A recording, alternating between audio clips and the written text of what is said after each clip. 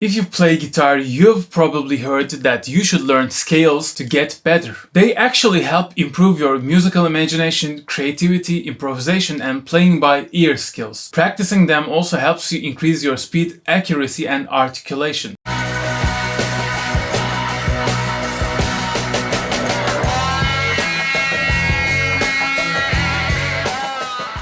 Hi guitar players, this is Deniz Sayman from Guitar Mastermind. In this video, I'll show you what these scales you've been hearing about actually are. So what is a scale? A scale is any set of musical notes ordered by fundamental frequency or pitch. Each scale has a unique order of intervals. The order of intervals creates a distinct sound, so each scale has their own unique sound. That's why it's good to learn and master as many as you can. If you know how to play a scale and how it sounds, then you can imagine and play riffs, melodies, and solos in that scale. To understand scales better, first we should talk about the intervals. The intervals represent the pitch difference between notes, or an easier approach would be thinking of the intervals as the difference between the notes on the fretboard. Consecutive frets are called semitone intervals on the guitar.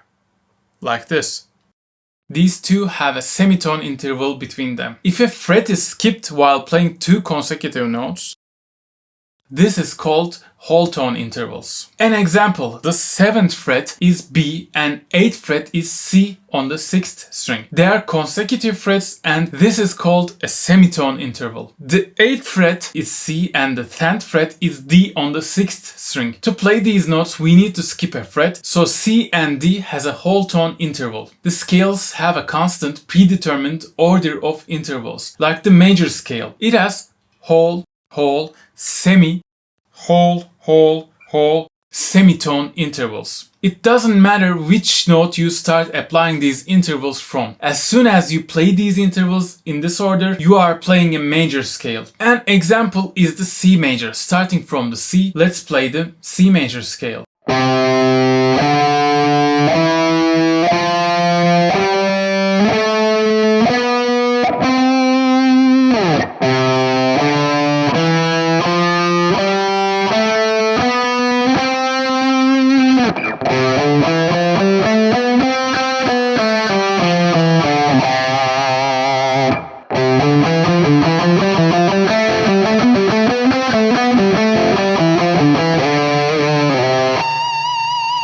This is the C major scale. It sounds happy and sometimes may sound like kids songs since most of them are in major, but of course there are cooler ways to use this scale. This happy sound is the characteristic of the major scale. It doesn't matter which note you start playing from. If you start playing it from D, it will be D major scale. The pitch will be different, but the sound will still be the same happy sound.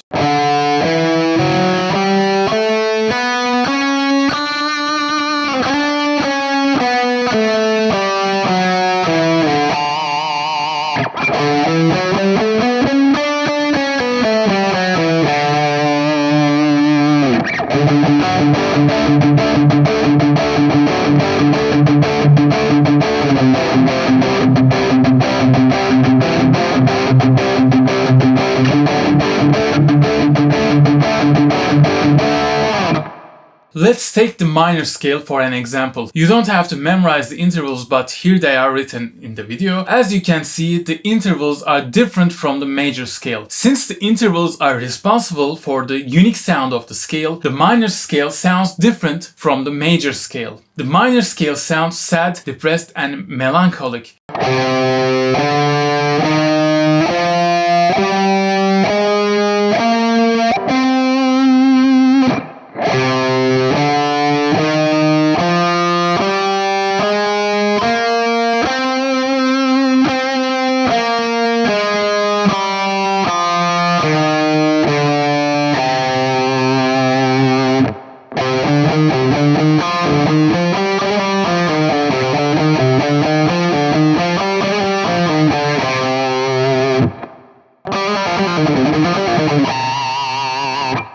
Here's an example solo in minor that I composed for the Madcap's Tears of Another Day.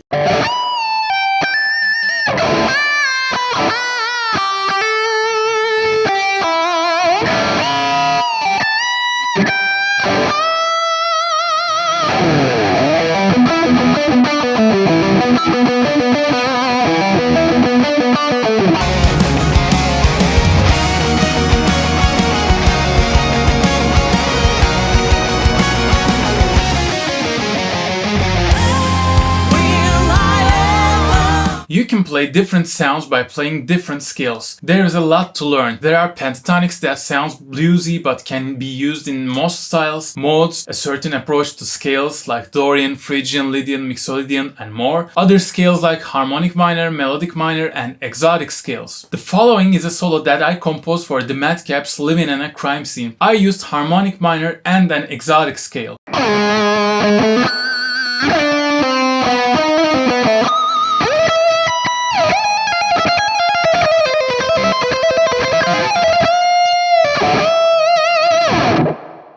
You can master these scales and modes by first understanding them, then by practicing and analyzing patterns, example licks, riffs, and solos. This will improve your musical imagination. You will understand the distinct sound of each scale and mode. It will improve your speed because you'll build muscle memory for the patterns you'll use. You will be able to play songs by ear because you'll recognize the scales or modes played in a solo, melody, or a riff. This is just the tip of an iceberg, an introduction video to help you understand what you can do when you learn the scales and modes. It's not possible to learn them all with a single video on YouTube. If you want to learn and master all these scales and modes, learn how to use them for composing solos or improvising, and how you can combine this knowledge with advanced guitar techniques such as sweep picking, legato, tapping, hybrid picking, and building speed, then check out my electric guitar mastery course linked in the video description. I've prepared this huge 8.5 plus hours of content in a way showing you a step-by-step process to understand, learn, and master all this stuff. Don't forget to subscribe for gear reviews, guitar lessons, and much more. Let's rock, and I'll see you in the next videos.